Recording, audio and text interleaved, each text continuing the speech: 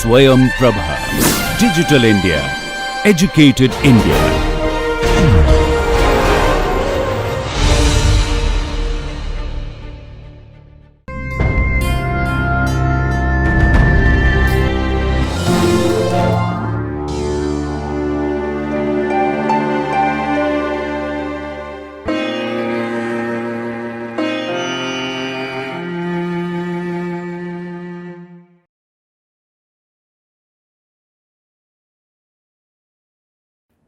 Good day to you. This is Dr. Gaurav Agnihotri, and today I am going to give a talk on the mammary gland. The human mammary gland is an exocrine gland. Many of you will be surprised to know that it is a modified sweat gland, and it is made up of clusters of alveoli or fluid-filled hollow spaces lined by cuboidal cells which secrete milk. These clusters are lined by myoepithelial cells. The mammary gland is rudimentary in males, while in the females it develops in size, particularly after puberty due to the effect of estrogen. So, the mammary gland or the breast is important. Why is it important? Because breast cancer is the most common cancer in women worldwide. It is the #1 cancer in women worldwide, and overall if we see, including both the sexes, it is the second most common cancer overall. So, a knowledge of the breast anatomy is very important. Now, the breast cancer may manifest as a retracted nipple or dimpling of the skin or any other change in the breast region like bleeding or ulceration. So, awareness regarding this condition is very important. Now, we talk about the situation and extent of the breast. So, when we talk about the situation and extent, there is a vertical extent and there is a horizontal extent. Vertically, the breast extends from the second rib to the sixth rib, and horizontally it extends from the outer border of the sternum to the mid-axillary line. The anterior fold of axilla is this one, while the posterior fold of axilla is lying posteriorly. So, in between is the mid-axillary line. So, from the lateral border of the sternum to the mid-axillary line is the lateral extent of the human breast. Now, the breast can be divided into 4 quadrants. They are the upper lateral quadrant, the lower lateral quadrant, upper medial quadrant and lower medial quadrant. Out of these quadrants, the upper lateral quadrant, it gives an extension which passes through the deep fascia and goes into the axilla. That is called the axillary tail of Spence. It is marked by A in the figure shown in the diagram. So, we have the 4 quadrants marked by 1, 2, 3 and 4 and the axillary tail of Spence marked by A in the figure. Now, we come to the relations of the breast. The breast lies in the superficial region of the superficial fascia of the pectoral region. So, it has got deep relations. Deep to the breast lies the deep fascia, which is referred to as the pectoral fascia. Still deep to it are the 3 muscles, and these muscles are the pectoralis major and parts of the external oblique muscle of the abdomen and the serratus anterior. Now, what is the structure of the breast? The breast is essentially composed of 3 components. The 3 components are skin, parenchyma and stroma. Skin covers the breast all around. Parenchyma is the glandular tissue which secretes milk. Now, the skin which is covering the breast, it shows an eversion. It shows a conical projection called the nipple, around which is the pigmented area called the areola. The glandular tissue is made up of clusters of alveoli which drain into the lactiferous duct. 15 to 20 lactiferous ducts, they pierce the nipple, and near its termination each lactiferous duct shows a dilatation that is called the lactiferous sinus. In this figure, we are seeing the alveoli which are marked by B. The lactiferous duct is showing a dilatation which is marked by A, and the lactiferous duct is marked by C.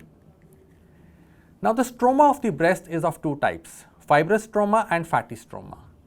Fibrous stroma, it is known as ligament of Cooper. These are the fibrous strands which are connecting the skin. We can say they are anchoring the skin to the deep fascia or the pectoral fascia. The fatty stroma is forming the bulk of the gland. It is distributed all over the breast except beneath the nipple and the areola. So, there are three components of the breast: skin, the parenchyma or the glandular tissue, and the stroma, which is divided into fibrous stroma and fatty stroma. Now, nerve incisions of breast, the incisions of breast are usually made radially because we want to avoid cutting the lactiferous ducts. Now, the nerve supply of the breast is very important. The nerve supply is by the anterior and lateral cutaneous branches of the 4th to 6th intercostal nerves. These are responsible for sensory sensations from the breast, but milk secretion, one must always remember, is not controlled by these nerves. Milk secretion is controlled by the hormone which is secreted by the anterior pituitary called the prolactin. The breast is a very vascular organ and it has a rich blood supply. Now, in this figure 1, 2 and 3, they are showing the parts of the axillary artery, and D is the pectoralis minor muscle. So, the first part of axillary artery gives one branch, superior thoracic artery. Second part gives two branches, acromiothoracic and lateral thoracic branches. So, superior thoracic, acromiothoracic and lateral thoracic branches of the axillary artery, they supply the breast. Also, the perforating branches of the internal thoracic artery, they supply the breast. So, here we can see in this figure, double A shows the axillary artery, S is the superior thoracic artery, A is the acromiothoracic artery and L is the lateral thoracic artery. All these are branches of the axillary artery. ITA is showing the perforating branches of internal thoracic artery and IA is showing the lateral branches of posterior intercostal arteries. So, the breast has got a very rich blood supply. The veins, they follow the arteries. The veins form an anastomotic circle deep to the nipple, and the thing which is important regarding the venous drainage is that the venous drainage provides a pathway via which metastasis can take place from the breast to the spine and from the spine to the human brain. As you can see in the figure, plexus, the venous plexus, blood can go, and so metastasis can take place to the C, which are the intercostal veins, and from there to the azygous vein, which is B, and from there to the internal vertebral venous plexus lying within the vertebra, that is the Bateson's plexus. Valveless channels are there, and from there again the retrograde spread of cancer can take place to the human brain.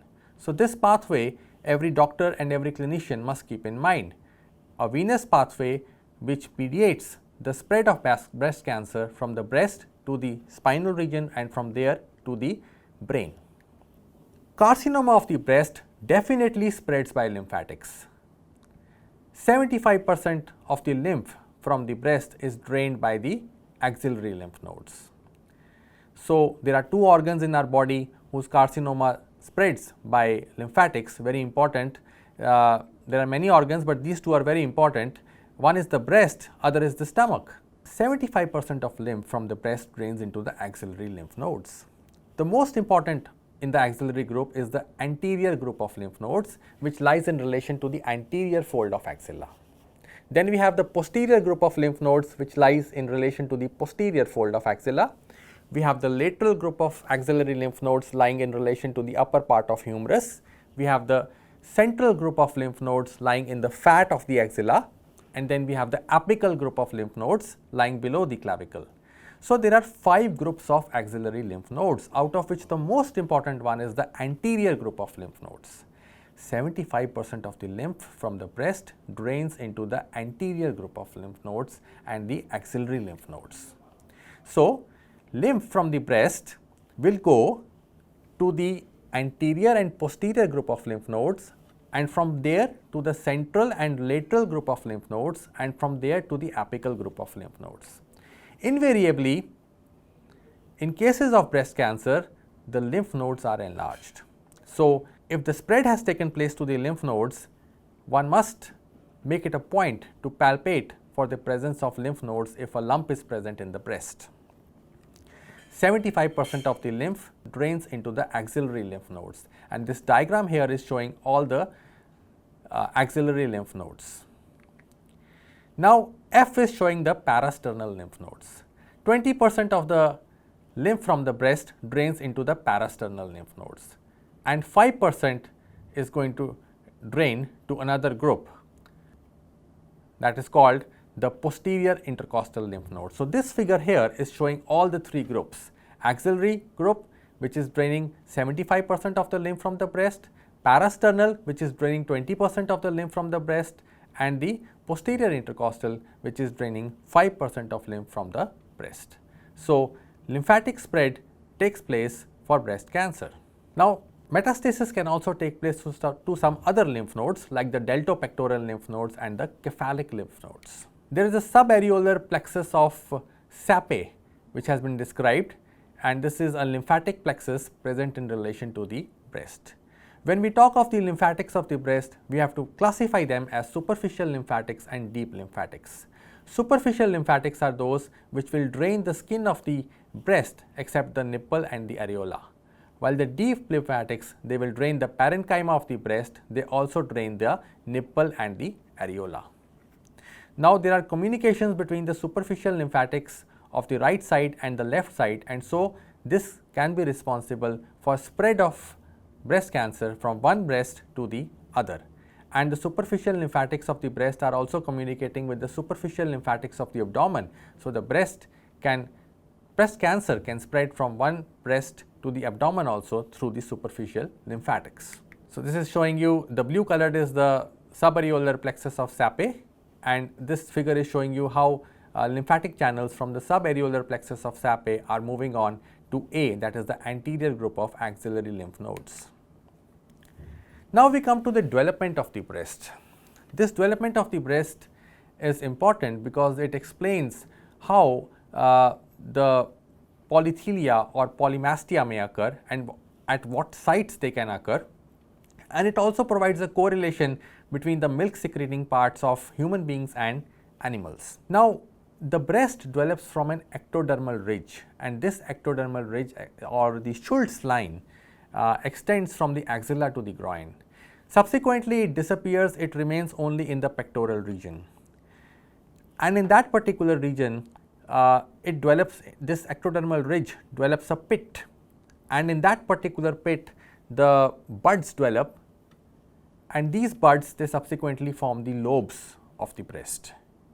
At the site of the original pit, the nipple is everted, and this is how the breast is formed. So, if during development this line of Schultz fails to disappear in some area, it will lead to formation of breasts in that area, and this is responsible for the genesis of polymastia and polythelia also. The gland, the breast, is ectodermal, while the stroma is mesodermal in origin. So, there are different quadrants of the breast, as I have mentioned earlier also. This particular figure is showing the incidence of breast cancer in the different quadrants. As you can see, the upper and outer quadrant is the area where maximum incidence of breast cancer takes place, 50%. 18% of breast cancer is reported around the nipple. Now, what is the anatomical basis of folding of the skin, dimpling of the nipple in case of breast cancer?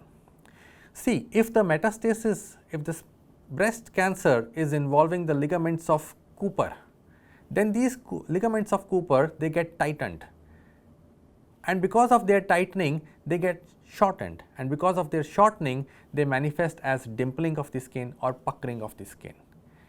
If the metastasis or the breast cancer cells are involving the lactiferous ducts, then the lactiferous ducts undergo fibrosis and they result in retraction of the nipple. So, this is the genesis of the physical manifestations of breast cancer, that is the retraction of the nipple, dimpling of the skin or folding of the skin. So, I read, infiltration of lactiferous ducts and their consequent fibrosis can cause retraction of the nipple. If there is obstruction of the lymphatic vessels by the cancer cells, that will lead to a swollen breast, what is referred to as a PUD orange appearance of the breast. So, obstruction of superficial lymphatic vessels by cancer cells can produce edema, and this is called the PUD orange appearance of the breast. Now, what are the sites to which metastasis of breast can take place? As I have already mentioned earlier, there is a venous pathway by which breast cancer can spread to the vertebra and from there to the brain.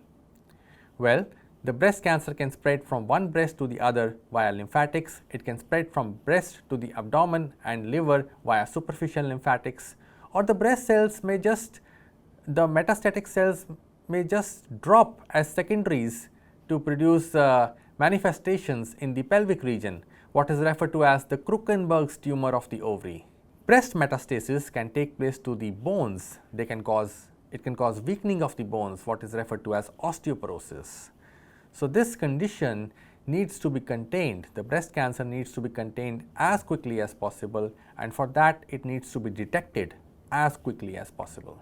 Now, women over 20, they are advised do a physical self-examination of the breast once a month and look for any of the signs mentioned in this slide.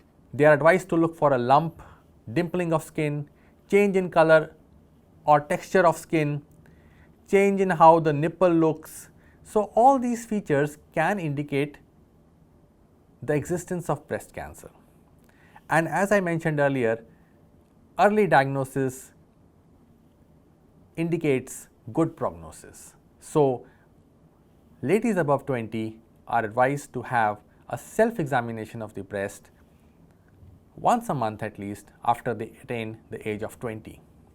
So, this self-examination pattern, the search pattern can be any. One can move in lines, one can move in circles, one can move in the form of wedges. All the four quadrants should be palpated with the palm of the hand, and one should look for the existence of a lump. And one should also raise the arms to feel the lymph nodes in the axilla, because I mentioned earlier, lymphatics from the breast, they go to the lymph nodes, and lymph nodes will get affected quite quickly after the onset of breast cancer. So, one must try to detect a lump or enlarged lymph node if it exists, so that early diagnosis and treatment can be done and the life of the person can be saved. Now, the diagnostic techniques are also important. If there is a lump in the breast or in the axillary region, one can go for a mammogram to confirm the diagnosis. Fine needle aspiration cytology also can be done. In this figure, A is showing the syringe, B is the ultrasound, and C are the fluid filled cysts. So, doing the fine needle aspiration cytology, what is referred to as FNAC, the fluid can be taken out and examined. So, I would like to conclude by saying that the detailed knowledge of the anatomy of the breast is imperative to understand the clinical manifestations and provide effective and adequate treatment. Till the next time I meet, this is Dr. Gaurav signing off. Thank you, regards and namaste.